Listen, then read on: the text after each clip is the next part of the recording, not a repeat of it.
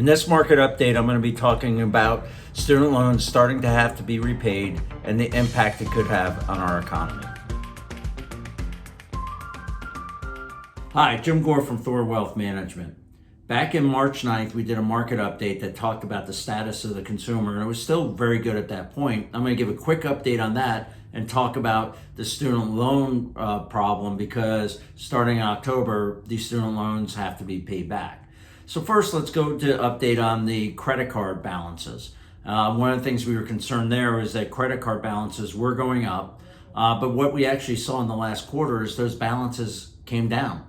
So it goes against some of the stories that you hear that people are using their credit cards to offset their current spending needs. Yes, I'm sure there are people out there that are doing it, but as a whole society, we are actually paying down our credit cards. So that's being offset by people paying down their credit cards. So that's actually a good sign. We're going to have to see if that picks up once these student loans have to be repaid.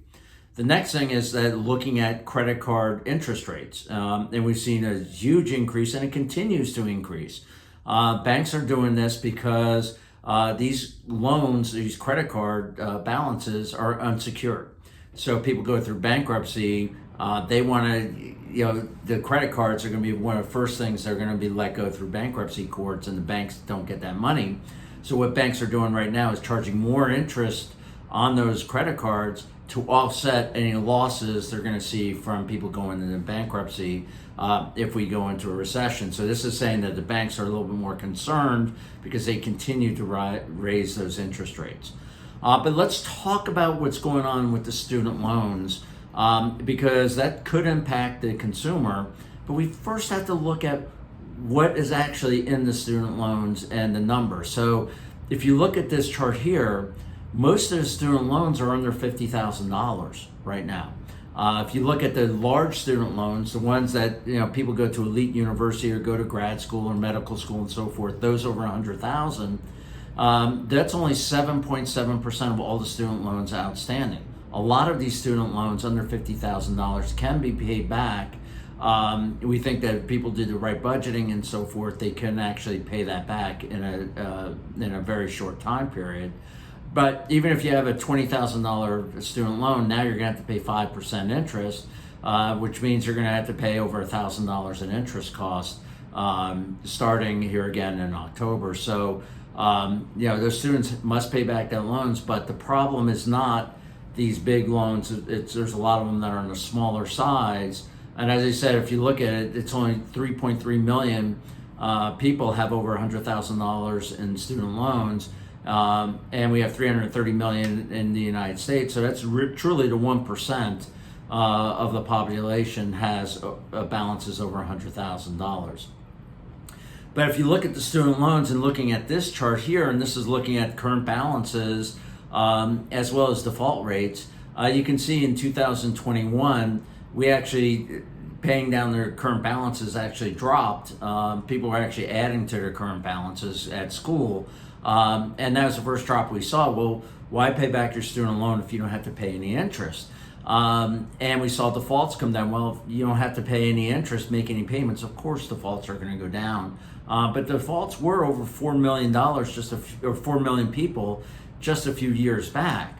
So we're going to have to see what's going to happen on these student loans with default rates coming back. Will people be paying those loans back or not?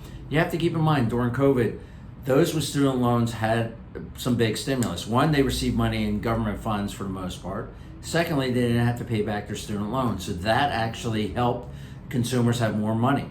Well, now it's the opposite. They're not getting any money back from the government, and they're going to have to pay back their student loans. So this is going to be something that we're going to watch very closely and look at these numbers, and I'll probably give an update sometime in January or February. The last thing that I want to show here, and a lot of people don't know this, is the breakdown of the age groups of these student loans. Did you know that 8% of the student loans outstanding right now are of those individuals over the age of 60? A lot of people don't realize that. And if you look at this, you have that group is growing, as well as the ones that are over 50 that are growing in student loans. Some people aren't paying back their loans that they have. And it's growing through old age. And we see a big increase as in the age of 30 to 39. I think this is people going back to MBA school, going back to going to medical school or law school at that point, and they're adding on student loans. The good news, the really good news, is look at the age group under 30. The age group under 30 are actually taking less in student loans. And this is a very, very good sign. What this means is all the negative news about student loans, people are waking up, especially younger people, and saying, hey, I don't want to have those student loans. So they're deciding to go to state schools or going into becoming an electrician or a plumber or something else so that they don't have these student loans. And that's actually a really good sign. And something needs to be done with some of these higher balances. People that have gone to some of these private schools or elite schools where they got degrees that they really couldn't get a job afterwards because it wasn't something that was useful, like engineering or business or something. Well, maybe those schools need to be held accountable and pay back some of those student loans. That might be a good idea in the future. Hopefully that can be addressed, but it's really that 1% that there's really problems in. Most of the student loans are under $50,000, and those can be knocked out if people pay it back. They just have to know that they need to pay it back and not have this overhanging by the government that, hey, don't worry, we're going to pay those student loans for you. No, they need to start paying it and paying it back as fast as possible, get rid of that debt.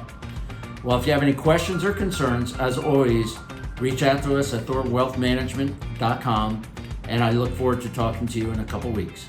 Take care.